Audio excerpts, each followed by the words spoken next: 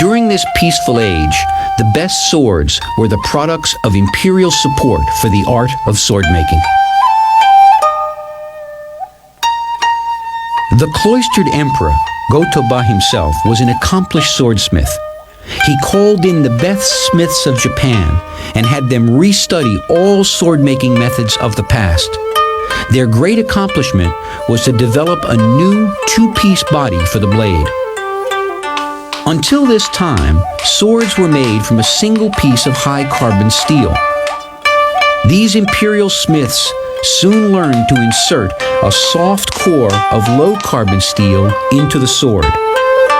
The sword of the samurai became even more flexible while retaining its razor-sharp edge.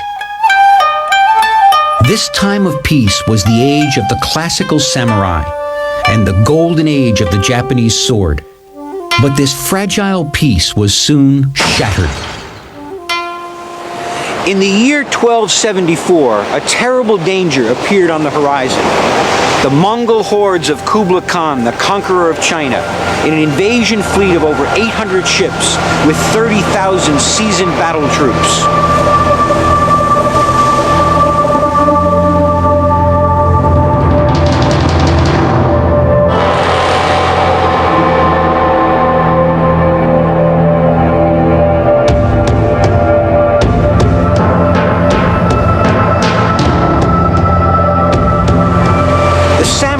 Charged down onto the beach and yelled out their customary challenges for duels.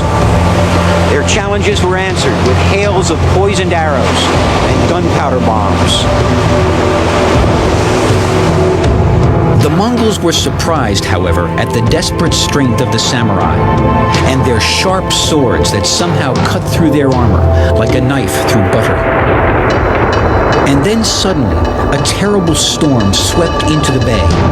Their fleet was destroyed by a typhoon. Expecting a second invasion, the Japanese constructed an enormous defensive wall on the beach where they expected the Mongols to land. Sure enough, they came again, this time with 4,000 ships and over 200,000 men. The samurai defended the beach fiercely, preventing the Mongol force from landing. But the force was too large. But then, amazingly, for the second time, a typhoon swept in, destroying the entire Mongol fleet. 2/3 of the Mongol invaders perished. Thus, Japan was saved from invasion twice. This convinced the Japanese that their land was protected by the gods, and they honored the storm with the name of Kamikaze, or divine wind. The samurai learned a great deal from their battles with the Mongols. On the beaches, the blade, not the spur, had saved the day. And so the stress on mounted archery lessened, and over the next century, the samurai became a swordsman who fought on foot. The long tachi cavalry sword was replaced by the shorter infantry katana, which was worn edge upright so the samurai could draw and slash in a single stroke. これは腰に刺す刀のスタイルです。そして反りが非常に少なくなってきている。ということは馬上線で上から切るんじゃなくて腰に刺して切るからそんな大きな反りはいらないわけでしょ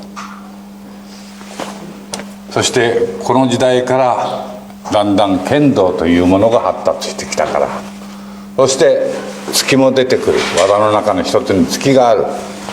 でそれは反りがあったら邪魔になるから反りがなるべくないようにしたと。こういうことでスタイルが変わってきた。The battles with the Mongols taught the samurai another thing. The tempered edges of their supposedly perfect swords often chipped. Correcting this defect was the triumph of one of the greatest swordsmiths who ever lived, Masamune.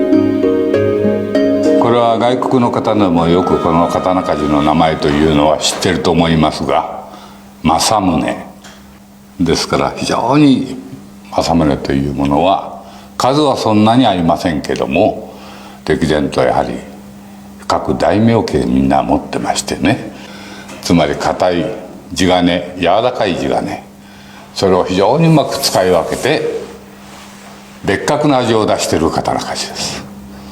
日本刀を語るのに政宗についてまず名前が出てくるのは政宗でしょうね。Masamune heated his blades to over the critical temperature of 750 degrees Celsius. Next, he welded 3 pieces of steel of different carbon content together into a single blade. The samurai sword had at last been perfected. Japanese swordsmiths all began to copy Masamune's methods. The swords made by the master smith, Muramasa in particular, were legendary for the sharpness of their cutting edge.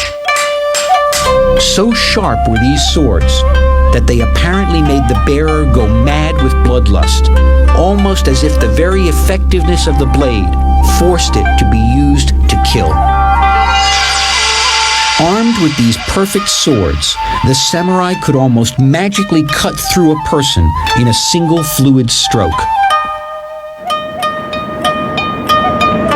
The culmination of a samurai's rigorous training became the ability, without conscious thought, to execute this perfect attacking stroke. This stroke could only be perfectly executed if it were done with an empty mind, the no mind of Zen Buddhism. Now, no mind may seem like a mystical concept that only the samurai could master, but in fact it's something that most of us do every day. For example, anyone can type by the hunt and peck method. But touch typing is much faster, and you don't have to look where the individual letters are. In fact, you almost forget where they're located. This loss of memory while retaining a practiced skill is a perfect example of no mind.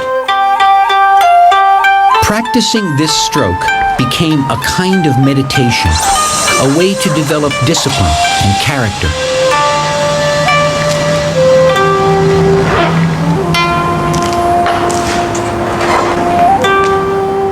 Some say you can see a pale residual image of this perfect no-mind stroke at Japanese driving ranges. In the swings of countless golfers who spend endless hours trying to perfect their stroke, even though they rarely if ever play on a golf course. One samurai in particular was held up as the ultimate example of the virtue of loyalty to one's master, Kusunosuke Masashige. So total was his loyalty, so effective his resistance, that the emperor was able to return from exile, defeat the shogun in Kamakura, and reassume power. But this legendary samurai loyalty usually had its limits. The temptation of power was too strong. In the century after the Mongol invasion, proud samurai warlords, many with imperial blood in their veins, aspired to be shogun. The prize was there for the taking for any warlord who could seize and hold it. This led to the Sengoku Jidai, the age of the country at war, the inevitable result of the previous 1,000 years of Japanese feudalism. A war of all against all engulfed Japan. The name of the samurai became synonymous with the most flagrant examples of brutality. New and more formidable castles were raised. Treachery and cowardice were widespread, and there was a great reliance on espionage. Samurai, with their code of honor, could not be expected to undertake these covert tasks. To fill this niche, there flourished in the small mountain village of Iga a group of secret warriors. The powers of the ninja have been shrouded in a mystique of incredible proportions.